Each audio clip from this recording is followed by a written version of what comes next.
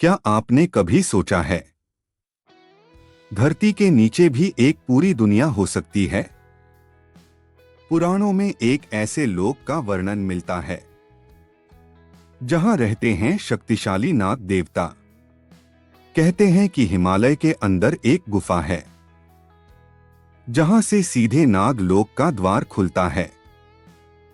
लेकिन उस द्वार तक पहुंचने वाला हर इंसान वापस नहीं लौटता।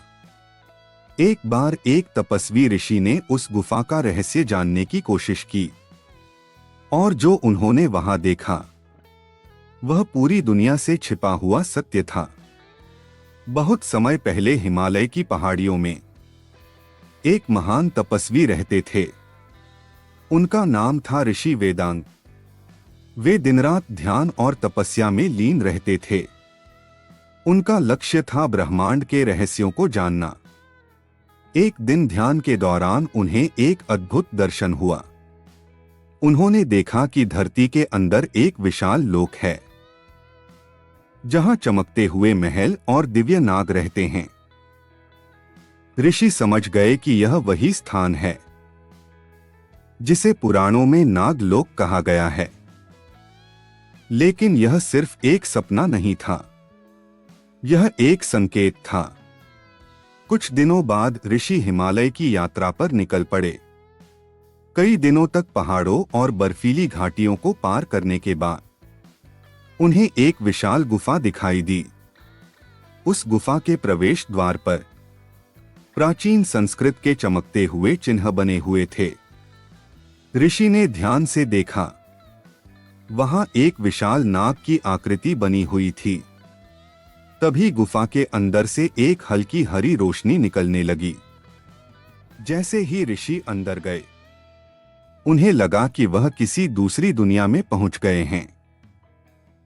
गुफा के अंदर दीवारों पर चमकते हुए पत्थर थे जो पूरे मार्ग को रोशन कर रहे थे। कुछ दूर चलने के बाद उनके सामने एक विशाल द्वार दिखाई दिया।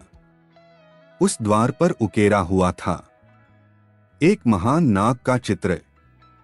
वह थे शेषनाग। ऋषि ने जैसे ही उस द्वार को छुआ, वह धीरे धीरे खुलने लगा। अंदर का दृश्य देखकर ऋषि आश्चर्यचकित रह गए।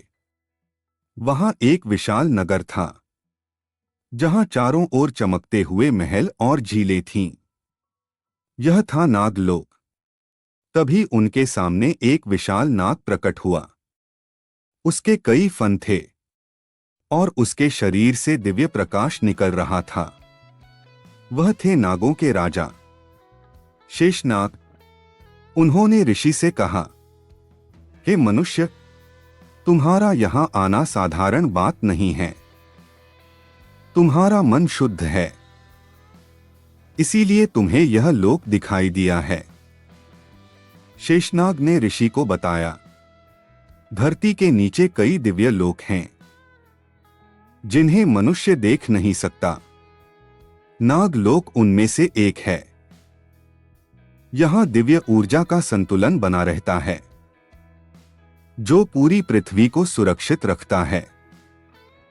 उन्होंने यह भी कहा कि कभी कभी मनुष्य के अहंकार के कारण यह संतुलन बिगड़ जाता है, तब देवताओं को हस्तक्षेप करना पड़ता है। शेषनाग ने ऋषि को एक दिव्य मणि दी। उस मणि से हल्की नीली रोशनी निकल रही थी। उन्होंने कहा, यह मणि तुम्हें सत्य का मार्ग दिखाएगी।